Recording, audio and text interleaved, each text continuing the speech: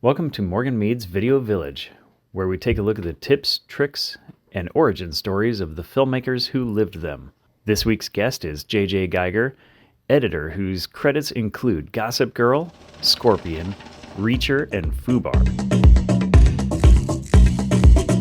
JJ, thank you so much for being on. Thanks for having me. Yeah. So we are talking right ahead of Reacher season 3, right? Yep. I've always been interested because I've never worked in TV. How much time do you have to cut an episode, and do you have to deliver 3 weeks before the episode airs, or how does that work? Oh, God. Well, with streaming, it's different than network television.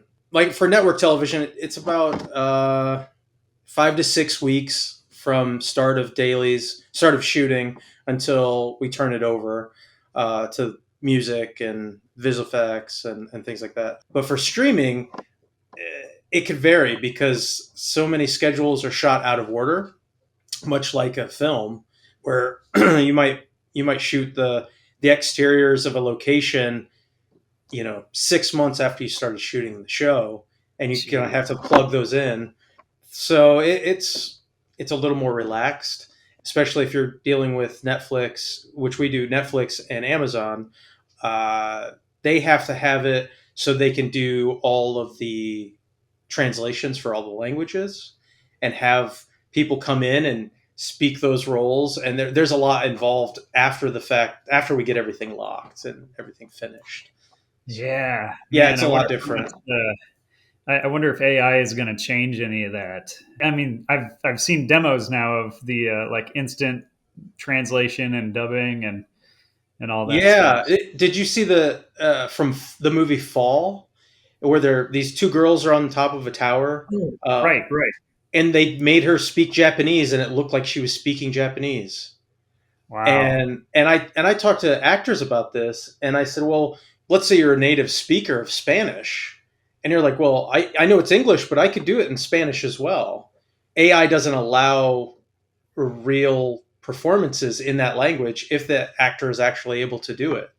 So it's kind of a weird thing. Like, do you let the actor do it in Spanish if they can? And yeah.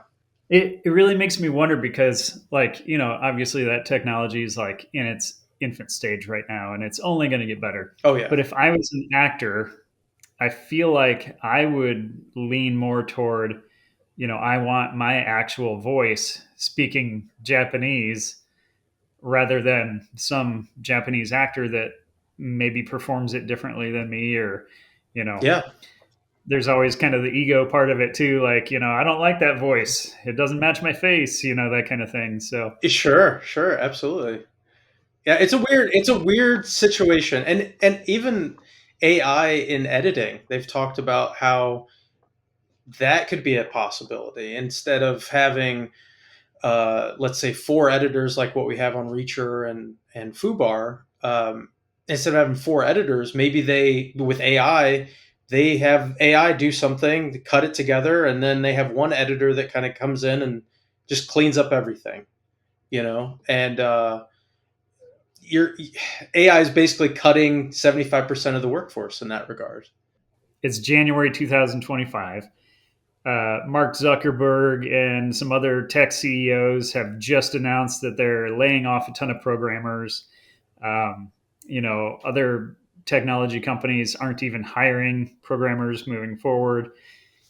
So this revolution of AI taking over human jobs, it's already started. Yeah. Oh, yeah. And it's starting in a place that nobody could have predicted, because we all thought it was going to be like factory work and stuff. And it's coming after the artists. Right. Right. Like when we were growing up, I remember the car manufacturers talking about why are we going to have robots do our jobs? Yeah. And now that they're heavily reliant on that. Yeah. Like these spot welds have to be perfect every time. Bam, bam, whereas before it was all human work. Yeah, it's scary. It's definitely scary. And you have to embrace it in some fashion. I've actually been looking at trying to find, AI prompting like classroom work online. I haven't Hmm. done it yet, but it's on my forethought. Like I should get a hold of ahead of it, and maybe Yeah. someday I'll be able to edit with AI. I don't know what that would look like yet, but that's Yeah. interesting. Well, we're using Zencaster right now, and I haven't even touched this function yet. But they have editing with it's like a text based editing. You Oh see the yeah, transcript, and you can cut from the transcript and all that stuff. So yeah, I would imagine that's going to get way faster and better too. Premiere has something very similar right now in that same regard. Like, and I've used it, but it's weird because you can have your text on the screen while you're cutting, and I know you've edited many things before. Instead of having to scrub through everything, you can just go to that text and say, Yeah. "Oh, that's where the line goes. Okay, there. Okay, that," and then cut that in the timeline. Okay, what next? There. I know that it sped up my editing process when I've had to do basically documentary style stuff by 60%. I'd imagine. Oh, yeah, I bet because Yeah, we are visual people, and to just jump right to the text instead of scrubbing through a timeline. there are definitely pros and cons to it all. Cutting faster, that's a pro, but then at what point do they say, well, oh well, what took you 3 weeks only takes you 1 week? Well, we're just going to pay you less. Yeah, or You put know, more work on your plate. right, right. So, We expect you to get all 7 of these episodes done in a month. yeah, exactly. Yeah, AI is scary. I think if you don't embrace it in some fashion, I think it's just like the transition from film to digital. Like if you're not in on it, then they're just going to blow right by you. So, So I actually posted a YouTube short the other day about that exact same thing. Like I made that same parallel. oh, So you and I were both in college when that transition happened. We can yep. talk about that for a second because I think it's pretty fascinating. It's like so we met at Ball State University. Uh, All way back in the last century. yes, yeah, yeah. So like the year 2000, right? And we get there and we are literally learning to edit tape to tape. And in my dorm room, I had a Yeah. PC that I built, and it had a video card, and it had Pinnacle Studio on it. I don't Oh, know if you. I used ULead Studio. Okay, yeah, Yeah, yeah, I did the I same remember. thing. I had a PC that did the same stuff. Yeah. Yeah. So I was editing my school projects in my dorm room because I was like, tape to tape is like so 1970. And they were honestly they were behind the times at that point, Yeah.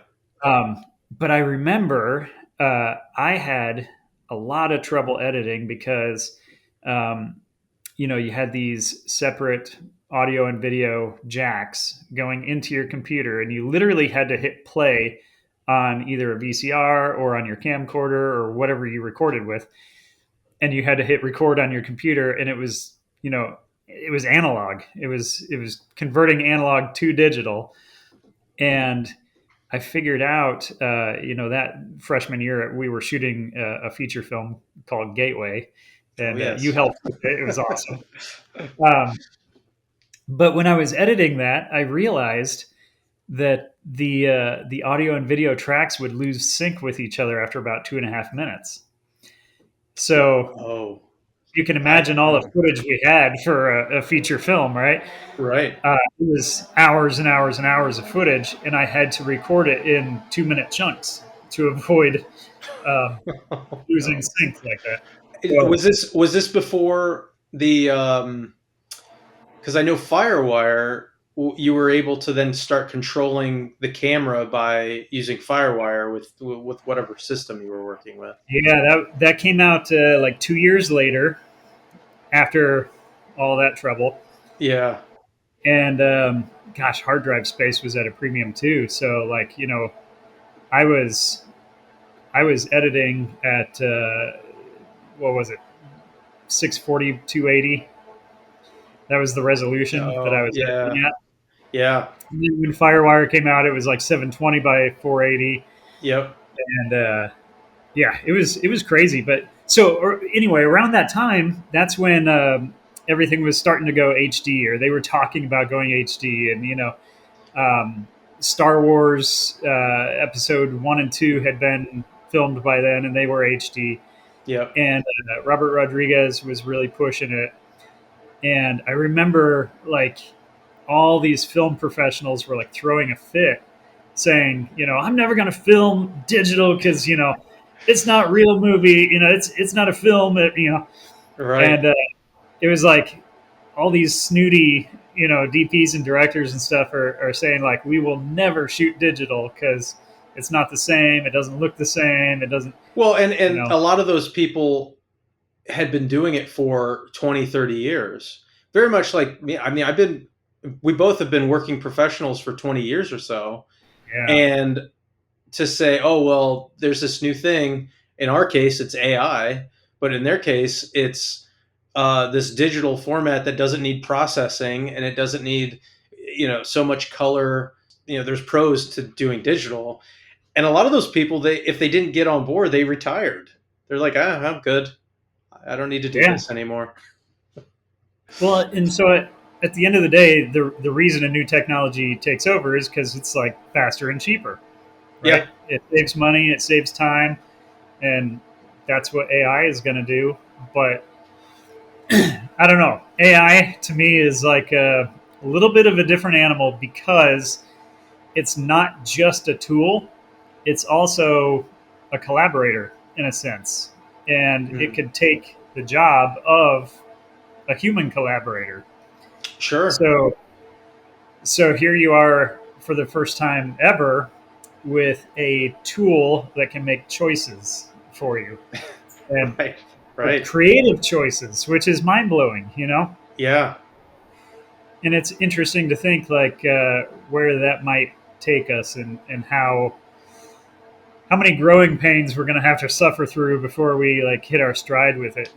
sure. Well, and there's also a point where you have to think, how long are they going to use real actors to do a lot of this stuff? You know, Yeah.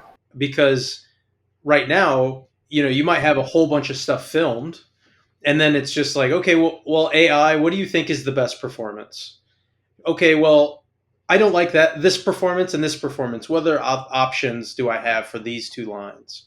And if it gets down to that point, editing itself may not even be a profession, because it might just be the producers, and they say, well, this is all our footage, put it together, let's see what it is, and then go from there.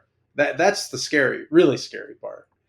uh, Yeah. I mean, if you look further down the line, it might be entire productions are literally just a director sitting in yeah, front of a computer. yeah, prompting, okay, this person who looks like this, that you kind of set up in a 3D world, saying, this is our main character. They're going to do these certain actions. They're going to walk down a hallway that's colored in blue and sparkles or whatever. Yeah. You could be so descriptive with it, and it's just a matter of how much you're going to pay the director for how long to get a certain product. This is where the whole YouTube thing comes into play, where people would probably be more apt to say, well, I'd rather watch someone that's an actual human being doing certain things.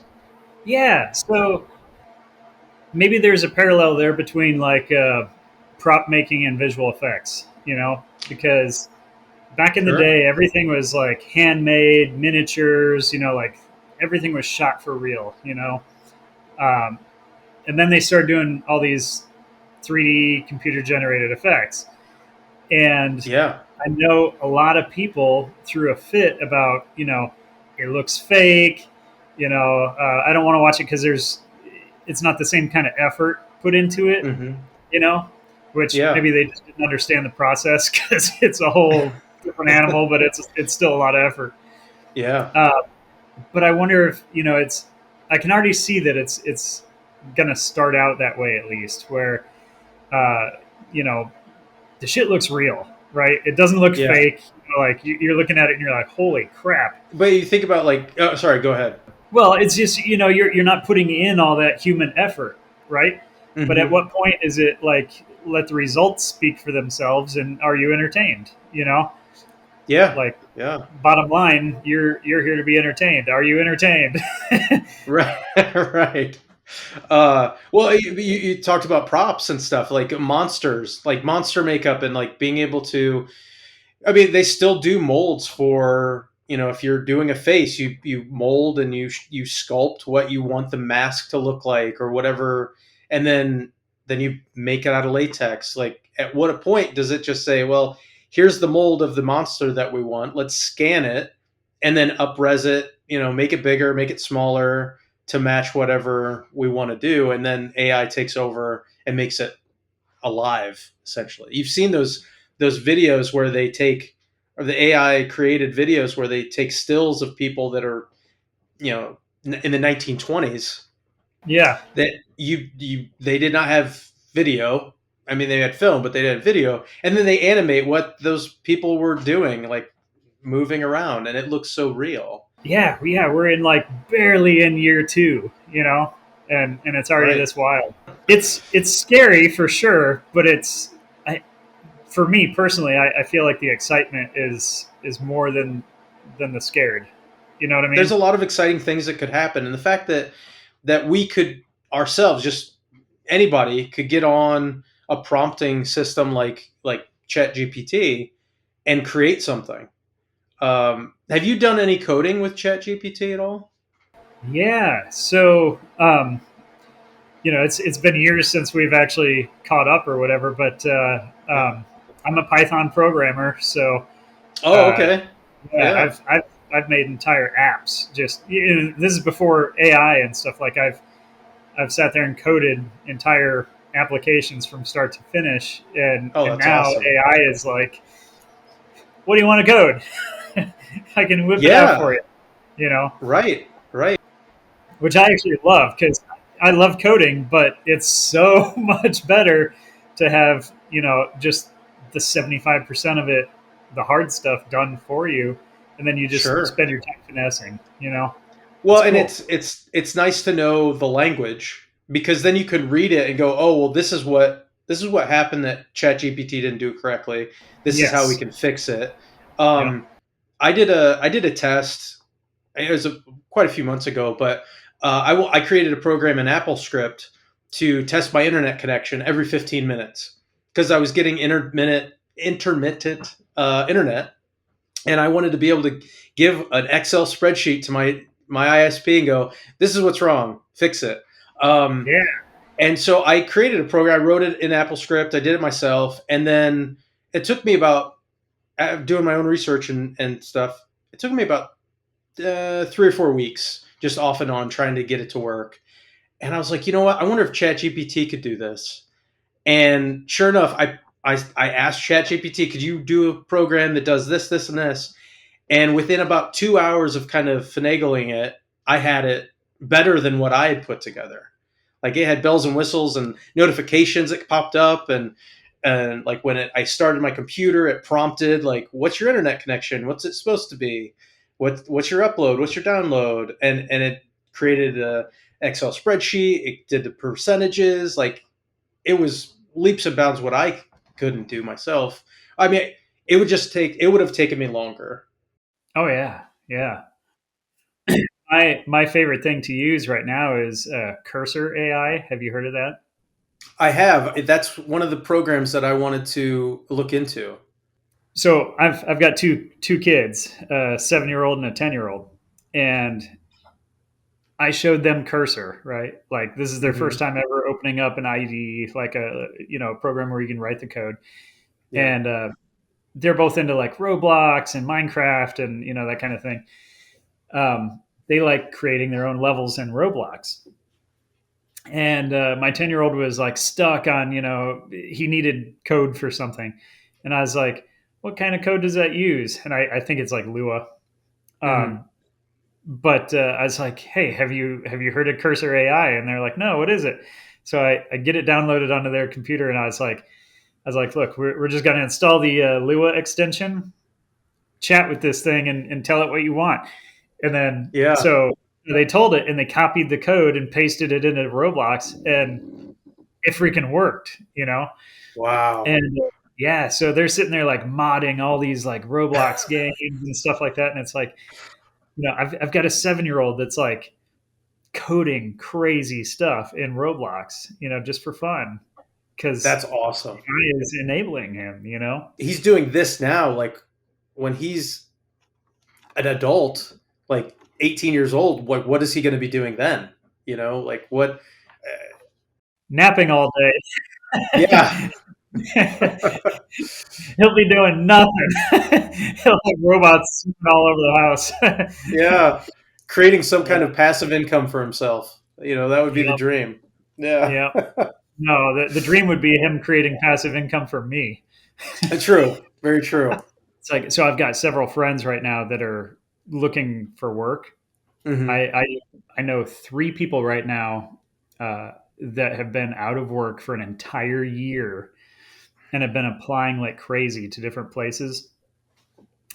And it's like this perfect storm of all kinds of crap happening, right? There's um, recruiters are getting way too many applications because of AI.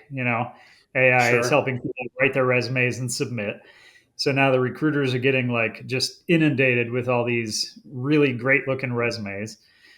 So recruiters then have AI that help sift through it, but Right. it's all very new and it's buggy, and sometimes things get rejected without even the recruiter seeing it. Um, and then there's this thing called ghost jobs. Have you heard about this? No. It's really sad. So a lot of the big employers, they are posting jobs that they don't actually have or want to fill, and they're doing it so that their current employees will get nervous and work harder. What? So yeah, like That's so ridiculous. imagine you're an editor for NBC or something like that, and they put out these job postings for editors, and you see them and you're like, oh shit, they're hiring. Like, they're going to be seeing all these fresh new resumes. They're going to see people like fresh out of college. They're going to work Right. cheaper than I do. Like, I better step up my game. I better, stay in between the lines. And that's what they're Right. doing. And they're not even hiring. So, like, these people There's got to are there's got to be some kind of legislation down the road that you can't do that. Like that's yeah, not that's not cool at it's all. not cool at all because Yeah. these people, like, it takes time to apply for jobs, especially if you're like writing cover letters for every single employer and all this Right. stuff. It's like poor guys are out there just applying and applying and applying and not getting anything. And I was in that boat for about 6 months 4 years ago, and Hmm. sure, it's worse right now. Yeah. Yeah. Well, especially in TV and film. I mean, we not only with the fires that are being put out currently, but the strike, the IATSE possible strike, uh, the writers' strike, their actors' strike last year, got COVID. I mean, there's just so many things that have happened and over the course of 5 years that is Yeah, as far as TV and film. I mean, it's kind of taken a nosedive. It's it's sad. I'm very, very, very, very lucky that I have been able to work during this time. But I know a lot of people that were out of work for over a year, lost benefits because of it, and luckily they some of them have gotten work again. It's yeah, it's a sad. I feel like things are starting to shift. I just hope that they continue to shift in the right direction. yeah. So Yeah. you want to hear the scariest thing that I've ever heard about AI Oh boy, outside I of don't know. a Terminator movie? Yeah, exactly. So there's throughout history, and especially since the Industrial Revolution, there's been all kinds of milestones that humankind has hit, right? Where Hmm. it has displaced workers temporarily, maybe a couple of years or whatever. And then it's eventually every single milestone that we've been through, every revolution, every industrial Yeah. change, Sure. um, there has always been more jobs created after the fact than there was destroyed during that change, right? Hmm. So think of like when cars came about, Sure. horses were like a huge industry in America. You Yeah. had the people making horseshoes, you had stable boys, you had people running around the city scooping up horse crap. You Yeah. had the people actually, I want to say driving the horse, steering them, guiding them. I Yeah. don't know how you say it, but Yeah. horse drivers. uh, but you know what I mean? Like you, Yeah. stagecoach operators. I don't know, Yeah. coachmen. Yeah. Um, and I'm gonna get stuck on that. I'm gonna have to look that one up. But Yeah. anyway, you've got like industries built around horses, and then all of Hmm. a sudden cars, start becoming mainstream. Well, it puts all those people out of business, right? But Yeah. then you need like people to make the cars. You need people to sell the cars. You need gas stations. You need mechanics. All this stuff. So it ends up like creating way more jobs than it destroyed. Sure. And this has happened every single time something like that happens. Every technological revolution.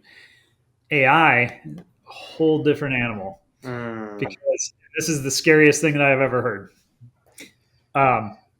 AI will destroy jobs. It will put people out of work. It will create more jobs, but AI will have the capability of taking those new jobs. Oh, geez. Yeah. It's just a rabbit hole. I mean, it's just exponential. Well, all of a sudden, we need all these, whatever, quantum computing programmers that never existed before. Oh, never mind. AI's got Right. it. Right. Right. Well, you would hope in the future that AI is not like Terminator, like Skynet. You hope that it's not like that. That they don't militarize it and then figure out that, oh, well, what's really killing the Earth is humans. Then Yep. they get rid of us. There's that other camp that believe that if AI is able to do all our jobs, then we can live in a pure utopia. It's like a working socialism, like the communist thing where everybody is cool and everybody gets whatever they need and taken care of, and like there is that thought to it. But then sci-fi gets involved, and then it's doomsday and whatever. But there's I know that Elon has talked about universal wages, and I know that Yeah. Andrew Yeah. Yang as well in the last presidential election, giving people universal wage of monthly stipend essentially that they don't have to pay back, but which Yeah. helps them. Sam Altman got it too. Like he did a Oh whole yeah, study on universal basic income.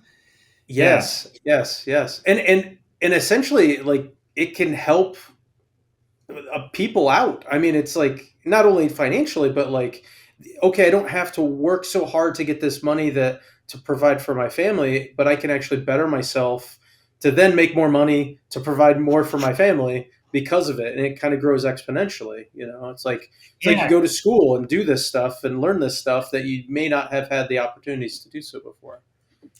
Yeah. And I'm willing to bet that either universal basic income becomes a real thing in the very near future, Hmm. or money just goes away completely, a la Yeah, I don't Star know. Trek. You know, Right, right, credits or something. in Star Trek, like you've watched Star Trek, right? Like, Yeah, yeah, so in Star Trek, everybody's just doing what they do because that's what they want to do, and right. nobody earns money, which is kind of funny. Like, if, when you really pay attention to the show, it's like you've got people way down on the totem pole and you got captains and admirals and stuff like that. And it's like, you know, what's your incentive to like go to school for 12 years and an astrophysicist just to, do something everybody else is doing? And Sure. you know.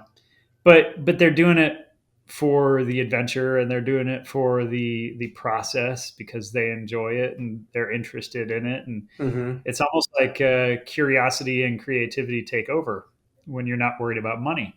Sure. And I guess it makes a whole lot of sense because something I learned at the chiropractor a couple decades ago. Um, you cannot think about thriving if you're not surviving, right? If you're treading water, you're not thinking about swimming an open water marathon. You know, Sure. you're Sure. you're Yeah. thinking about literally treading water to survive Yeah. and what's going to happen in the next 2 minutes. But if you're a good swimmer and you don't have to think about treading water, or if you float naturally, Mm-hmm. then you can think about swimming as far as you can swim. You know, Yeah. Yeah. if you didn't have to worry about money at all, then God, that's like most people's number one stressor right there Oh yeah. is Yeah. Well, yeah, relationships, those are that's a huge stressor in that. Yeah. If you didn't have that stressor, you could actually see your dreams and go, that's what I want to do. How do I do that? Yeah. yeah. Yeah. It's getting there. So That's the hard part. getting getting there is a very hard part. Like Yeah. there is going to be um, a lot of pain, getting there from here. Yeah. Yeah. There's gonna be a lot of pain for a lot of people. But when we get to the other side of it, um, if people don't have to worry about survival, then I Mm-hmm. think a lot of people will pursue their dreams, right? So this takes us back to college where we met. Right. Um, Right. everybody that we hung out with, we were all filmmakers, and we were Yep. all going into the film industry. And like that year, I mentally started this like board, like a wall in my mind with headshots, right, of Mm-hmm. everybody I knew that wanted to be a director or an editor or an actor or whatever. Their headshots are on my board in my head. Mm-hmm. As the years go by, you start drawing red X's through so many heads, right? Because Yeah. how many years can you go out there and not make any money before you're just like, fuck it, I'm going to start selling cars, Yeah. you know? Yeah.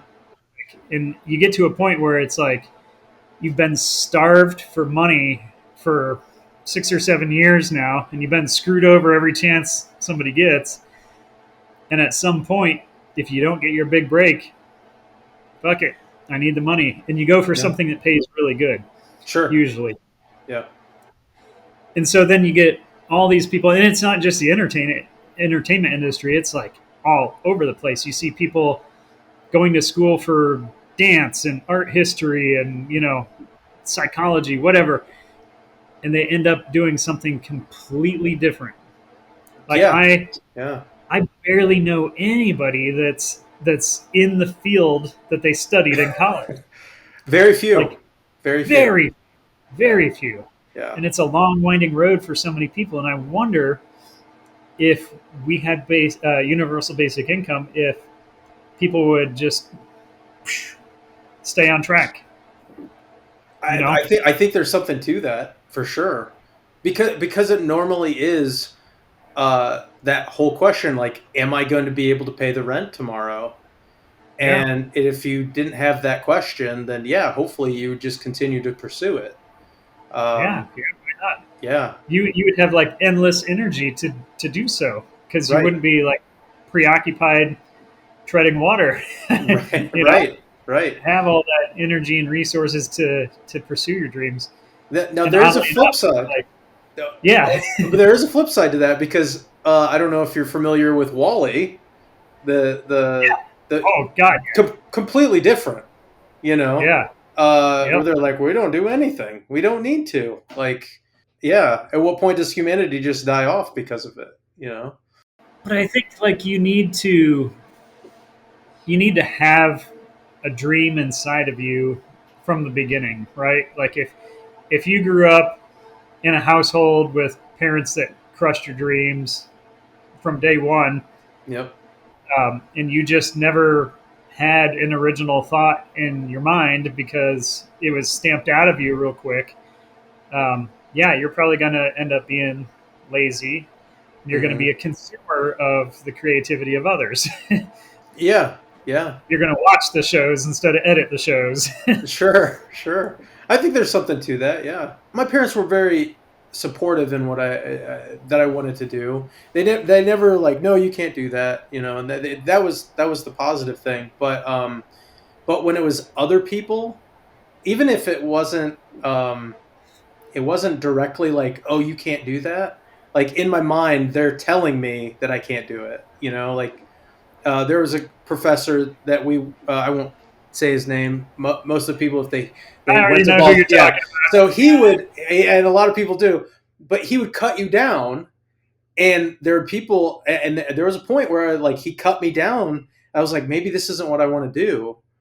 And one person was like, told me that's he said, okay, that sucks that they said that, but that's one person's opinion. And at that point, I was like, yeah, that's right. Screw him. Like, I'm going to continue to do what I want. And, and from, I don't think it was at that point, but it was more of I realized it about myself that if someone tells me I can't do something, it makes me want to do it that much more. Yeah, You yeah. know, I was like, oh, what, Especially like yeah, when you're young. It's, yeah, you yeah, know, that thing has the opposite reaction. It's like yeah, anybody who stood in my way, they just became fuel for my rocket, you know? yeah, yeah. Uh, and I think you kind of need that. You need some kind of fuel to it. You know, if it's I don't know other people's opinions or even your own at times. You know, Yeah. yeah. So, so I got to take a moment and tell you, like, I admired the living shit out of you for so many reasons. Um, so, first of all, like, you are doing what you wanted to do, right? Like, you set out on this thing 25 years ago, and you are doing it. And you're not one of those people with the red X on their forehead, imaginary wall of shame. Thank Um, you. Yeah, there are so many of those. Like, there's barely anyone standing, and yeah, uh, and you're in it and you're doing it, and so I want to pick your brain about all that stuff, but sure. also like just on a personal level, like um, you've you've done other things to like improve your life. You know, when we met, you were way heavier than you are right now, Oh and yeah, oh yeah. you worked through that. You worked really hard to like trim up, and you look great, Oh, thank and you, thank you. I'll see you've if I done can so find a picture of myself in college. yeah. To share with you. Yeah. But you've just done so many things to like better yourself, and it just seems like you're like this comet like screaming through the sky, you know, like nobody's touching me, you know, I'm doing Oh, my thing. well, that's So very it's nice. Thank you. really super cool to see somebody like just so unscathed. And you know, everybody's got their things, and I'm sure you've been through hell and back Yeah, numerous times, a little bit, but yeah. but like what was that journey like going from, you know, graduating Ball State Oh yeah. to Um. you know, becoming an editor for TV? Oh, well, we have time. I can take you through it. Well, let's see. So my junior year, uh, I there, you know, the biggest thing was like, oh, you got to get an internship. You got to get an internship. Yeah, Well, as you know, in the state of Indiana, there's not a lot of internships for video production unless you wanted to work in news or sports.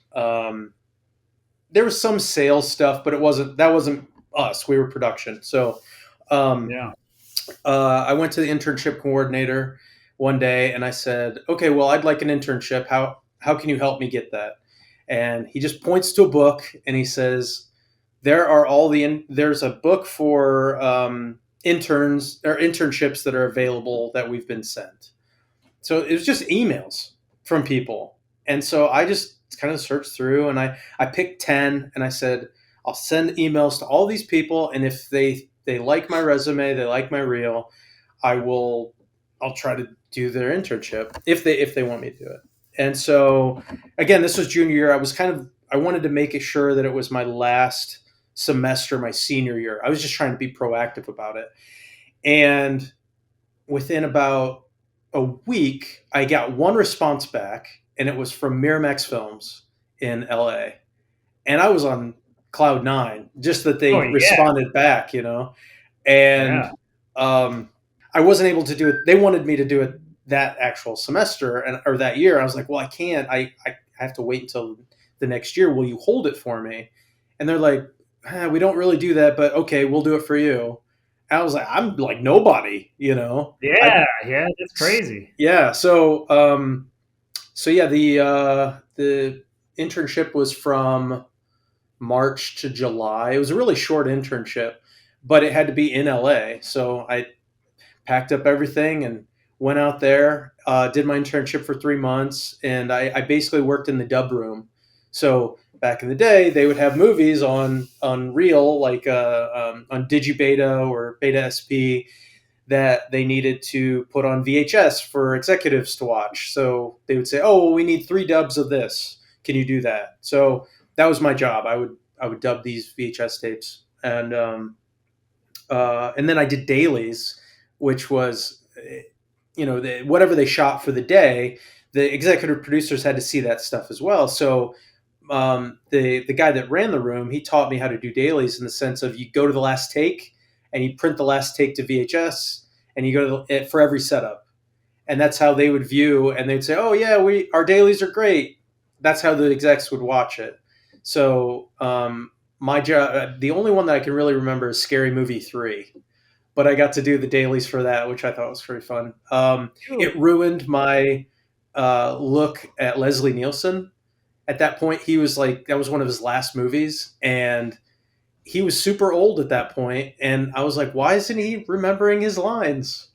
And Oh no, yeah, man. so I was like, oh man, I wish I would have been able to see him in like Naked Gun era. Yeah, Yeah. yeah. So Um, he is one of my all-time favorites. He and Jim Carrey are like the two funny yeah, guys in yeah, the world, And when Leslie Nielsen died, um, I remember I was actually pretty heartbroken about it. Like it actually affected me.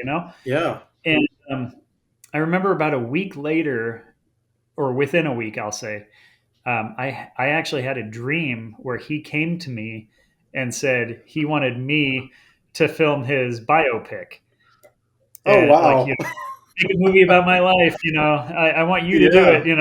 Thing. And I woke up and I was like, oh my god, it was like the coolest thing ever. That is Um, awesome. It's yeah. yeah.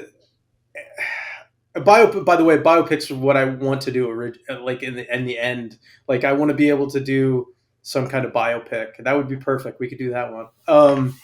Let's do Uh, that one. yeah. But to go back to my intern, so I did that internship, and uh, there was 2 weeks in there where the guy that was basically my boss, um, he first he had jury duty, and he's like, "Can you handle doing all the dub room assignments for the week?" And I'm like, "I'm getting paid $10 a day, But at the same time, I'm like, "Yeah, sure, okay." So I do Yep. that, and then the following week he's sick the entire week, and so I basically ran the dub room for 2 weeks, and I was like, "Oh, you know what? I'm golden. I'm gonna get hired. This is great. I'll work in the dub room for a little bit, see what happens." And the dub room that I worked with was next to the TV version, like editors. So they would take the features and make them for TV and airlines, and cut out all the curse words and make content cleaner. And I was like, I would love to do that. That would be a lot of fun. Um, well, come to find out, they were in the process of doing all these layoffs when I was trying to get a job. So Ah, yeah, so it was a bummer, but used but you it, for cheap labor. yeah, yeah, pretty much We'll ten fire dollars these a three day. guys and have Yeah, JJ run the dub room. yeah, but it worked out. I met that whole long story is just to say that I met I became friends with one of the guys that I was working for. He was an editor, and later on he ended up working on a show called Gossip Girl, and he he was an assistant on that show, and I became friends with him, and I still stayed in contact with him. Even though after the internship, I went back to Indianapolis. I found an actual editing job working for a medical management company. Learned Final Cut and learned how to do DVD authoring and things. I was doing work in Indianapolis that I really enjoyed, but eventually I got back to LA because of our friend David Hamilton. He had a opening in his lease, and he asked if I want to come back. I'm kind of speed through it, but eventually, like it came back to even though the internship was $10 a day, the relationship that I had with Brandon was like he knew what I wanted to do ultimately, and we were friends, and he just kept in contact with me, and eventually it happened that there was an opportunity where I could actually work with him on that show, or actually I filled in for him, and allowed me to work with the professionals that I wanted to work with. And then they realized when they needed to hire an assistant, they're like, we should hire JJ. And that's Yeah. pretty much kind of how it happens. I mean, it's relationships. I think that is the Yeah. biggest thing. Um, It's it's that way with most people that I know, most people that I've talked to. mhm. Um, it's like you have to be in proximity to somebody when they're in need, Yeah. and then you know. Yeah. Oh, yeah. And So it's if you, this. Oh, go ahead. it's not just knowing somebody. It's like you got to be in their line of sight when they're looking. Especially with like assistants that want to actually be editors, um, it's you'll get the bump when either a show is just god awful and people are just dropping out, or it's like a if a show is very needy in the sense of like Scorpion, for example. There was so much stuff in Scorpion that it burnt people out. Like it burnt some editors out. Not that they didn't like the show, but it was like, well, I was only called on for the first 9 episodes. Well, I'm gonna go do something else. Um, it's one of those things. Is like, well, we have to fill in the seat. Like, who can do it? You're an assistant. You can do it. You want to cut? Do it. Um, and not that it was like that necessarily with Scorpion, but it kind of was in the sense that it allowed us. My friend Chris and I, we were both assistants at the time, and the show was just huge. Like visual effects were kind of crazy. There was like 150 visual effects, and it's like blowing up planes. And we're working as assistants. We're working like 80 hours a week or more, because we had to turn over visual effects as well as assist the editors. And so I talked to them. They were looking for an editor, and I was like, well, on Gossip Girl, when they would bump up editors and assistants, or assistants to editors, they would the first half of the season, the one of the assistants would assist the other one, and then on the second half of the season, they'd flip flop. So they would both be able to get the same kind of experience, and both get editing experience and still keep their editing assistant job. So I was like, well, we could do that for Reacher, or I mean, sorry, for Reacher, but Scorpion, but we could do it every other episode with the other assistant, and they went for it. I was like, oh, great, perfect. I talked myself into an editing position. So we did that. Yeah, so we did that for 2 seasons, and then The path to wherever you're heading is never linear. You just no, zigzag wherever opportunities take you, and yeah, yeah. So, but as soon as I got into the union, it was like it was just work, bread work. It just they knew that whoever was hiring me, they knew, okay, well, if we hire JJ, we know we're going to get the job done. He's going to work hard doing it, and then it kind of just kept going, and then I got into the editing position, and then it just kept going at that point. As soon as I got onto Scorpion, who I met Nick Santora, the current showrunner I work with now. I've been working with him for a little over a decade now. If it was on Scorpion, and then I had a little bit of a trail off working with some other people for a couple of episodes on something else, and then he asked me to work on a Quibi show, which Quibi is no more, but it was called Most Dangerous Game, which you can actually watch on Amazon as a full feature. It went from that, and then after Most Dangerous Game, it was Reacher season one, and then it's just Reacher season two, Reacher season three, and then FUBAR. But it was all because of Nick. I mean, I've been working solid because of Nick Santora. So I feel like as soon as you get into because I work really well with him. He's not just my boss. I would say he's my friend. He might not say he's my friend, but he busts my balls a lot. But He's like, JJ who? yeah, exactly. Who is this? Uh, but I think it just in general, like you end up working with a crew that work well together. Like the whole crew that we've worked with, we've all worked together like since Scorpion. Like all the posts, for the most part, most of the post crew is from that era, and it's like you find people that you work well with, and you just keep going because it's Yeah. great, it's fun, you know. Yeah. The entertainment industry, more than any other industry that I know of, is very close knit like that. Like people travel in their own herd. Yeah, It's like yeah. you definitely stick together. Sam Hill's a great director. I've worked with him probably the most. And from DPs to acting, like everybody, it starts from the top. Like Nick is such a great guy. I really love working with him, and he puts together great people. I mean, that's a good thing about a good producer. He puts together that are people that are not, they're not going to cause conflict.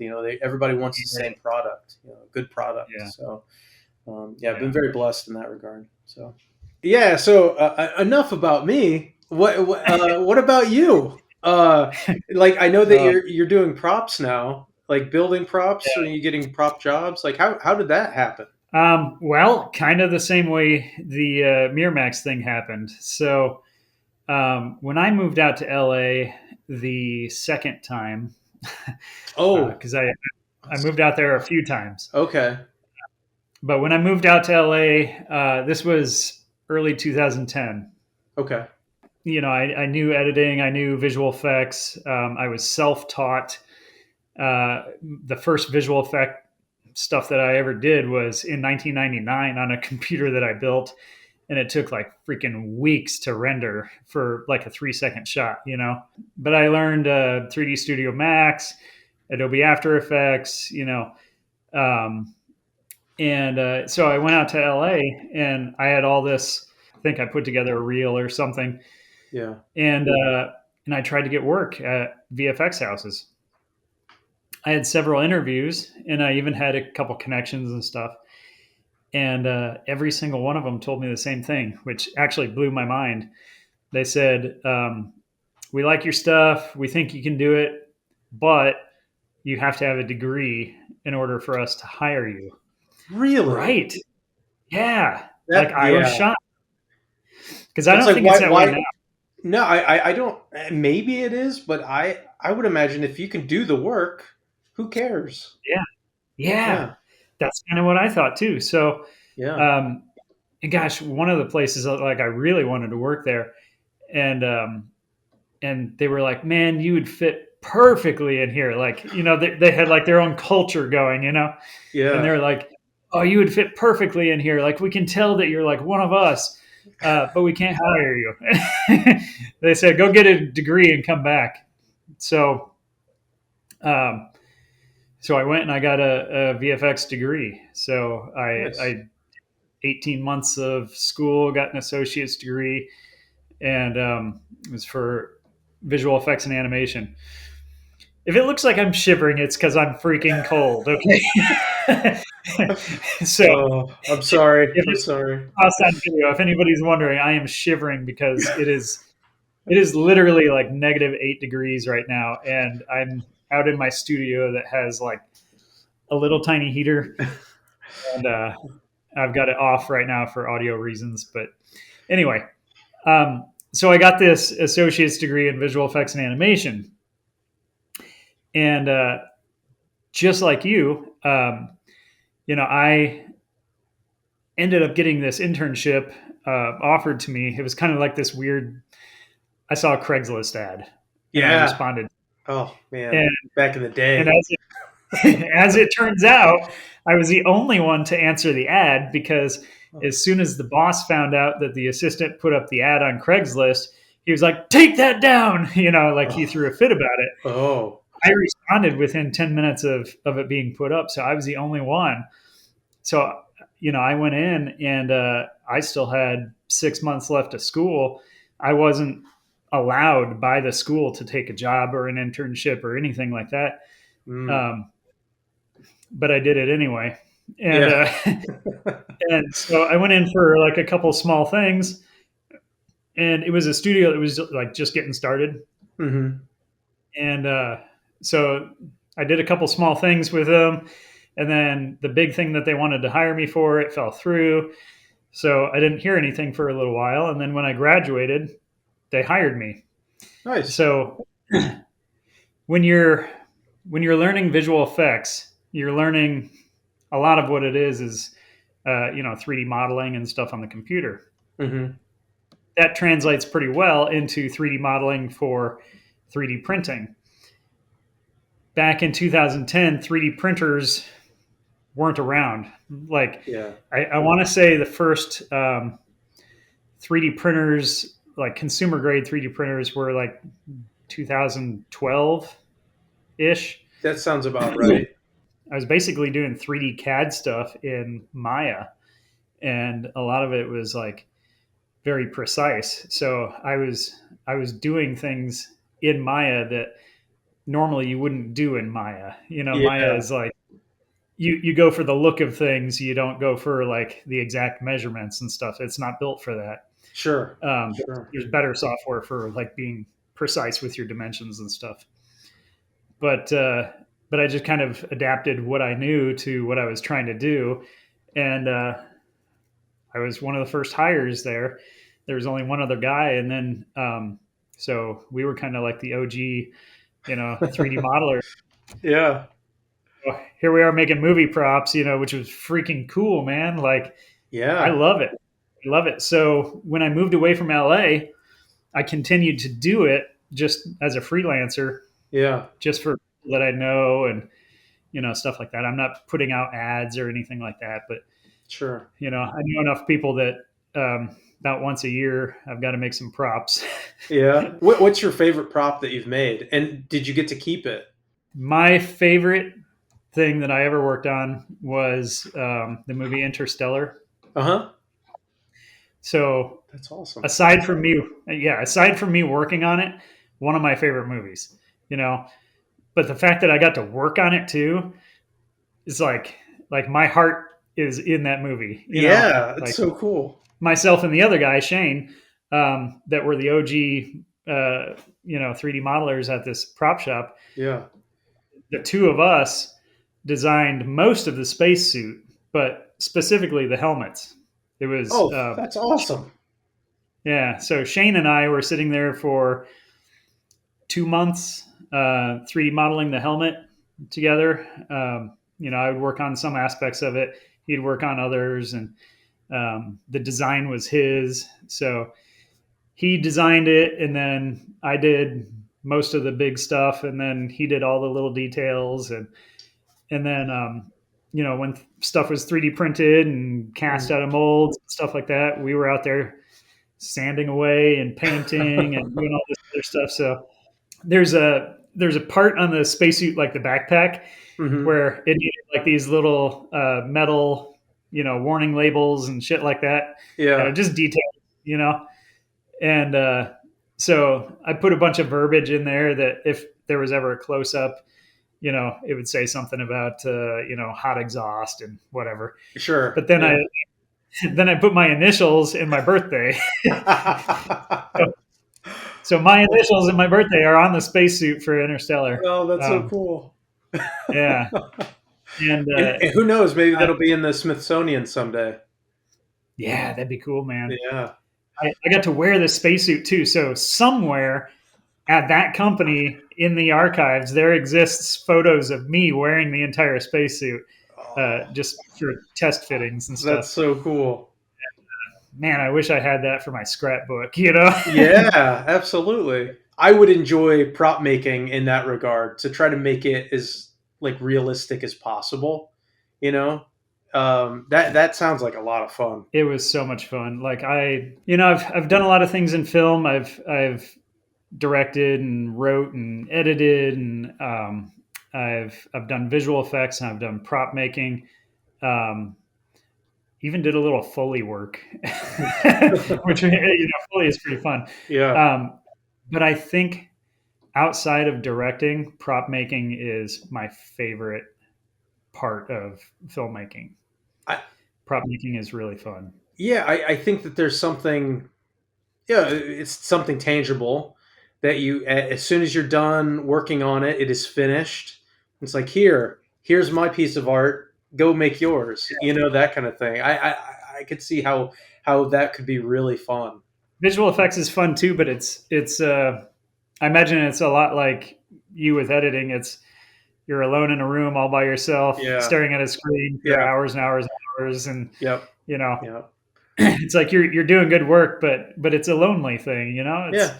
It can be. and Yeah. probably lonely too, but it's like you can crank up the music and just go to town with your tools, and it's fun as hell. And like you said, there's something to being able to hold the thing that you made Yeah. or put it on a shelf or something like that. Yeah. If not to knock editing or anything, but if you like, you'll spend a month editing Reacher, right? Mm-hmm. And then if you want to show it off to somebody, they have to sit there for an hour and stare at it. Yes. Yeah. If I built a prop, I could show it to somebody in 5 seconds.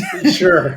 And they could feel it and throw it against the wall, and whatever. They could Yeah. probably wear it. Visual effects is also reactionary as well, in the sense that it's not necessarily your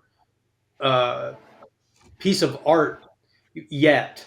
It's like, okay, well, here's the video. This is the visual effect that we want to put in here. Create it, but it's all based on what the video is reliant on. You rely so heavily on the video that's already been shot. Whereas a Yeah, prop, true. you can make it, and then you can make it however you want. And if they don't like it, then okay, we'll make it differently. But yeah, I don't know. It's kind of There's a lot more like agency to it. yeah. The other thing is visual effects. If you do a good job, nobody even notices It's the your same way work. with editing. Yep, Yeah, you're invisible. yeah. And it's like the ultimate goal is to be invisible with your work. Yeah, Like that is the best you can possibly be. Is yep, nobody notices, yeah. which is kind of weird. It's It's a very weird weird. thing. Yeah, yeah. So what's one of the edits that you are most proud of? Well, I'm really proud of the entire season 3 of Reacher. To be honest, I basically um, watched dailies every day, cut what I thought would be a good scene for pretty much the whole season, and so like I've seen all of the footage from season 3, and I think I just every bit of it is just so good, and just I don't know, it's going to be a really great season, to be honest. But Great. I think of all the things that I've cut, I think the doing the pilot for FUBAR has probably been the most fun, and also the most surreal, because it was Arnold Schwarzenegger, or it is Arnold Schwarzenegger's only TV show, and to be able to say that Yeah. I cut the pilot for it was really, and it's been really great. I remember, I don't know if you watched the pilot or watched any of the show, but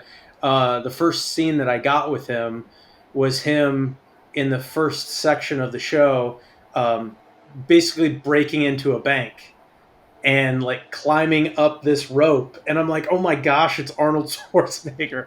And like I took pictures of the Avid, to like commemorate Yeah. it, Yeah. because you're much like, we're the same age. We grew up with watching Predator and Terminator 2 and Terminator and Commando, and Yeah, I was gonna say you gotta say yeah, Commando. yeah, and just being Uh, able to like say, Yeah. I'm not working with him, but I'm working on the same project. I'm cutting his performances, Yeah. and Oh, that's amazing. it was so much fun, so much fun. It's such a Yeah. great Oh, show, and season two's coming out soon, so as well, hopefully. So, um, Arnold's one of my heroes, man. Like he is like right up at the tippy top. yeah, he's You know. great. He's absolutely great. Such a professional. I know that um, by the time the pilot was shooting, he had already memorized the first three scripts. Like he's just that Wow. on top of it. Yeah. Um, and he's a great I met him one time. I got to go to set once, and super great guy. Like he makes set really fun. Everybody enjoys working with him. And 12-year-old JJ would be like, "You're doing what?" You know? Yeah. Yeah. Yeah. Yeah. Yep. That's all that matters right there. Like That's you hit exactly the nail right. on the head. That is, at the end of the day, if you can impress the 12-year-old you, Yeah. then that is success. That's exactly right. Yeah. My Yeah. laptop battery is about to die. All right. I didn't pull that here because I thought we'd be good, but Thanks for having me on the show. I appreciate it. It was a yeah, lot of fun. yeah, my very first guest ever. Well, hopefully it's everything you've dreamed of, and if it's not, I'm sorry. Yeah. Well, it won't be all your fault. So, Yeah. well, thank you, and I can't wait to see Reacher. I hope you like it. All right, JJ Geiger. Well, thanks so much, and you have a great day, sir. You as well. You as well. Good And cut.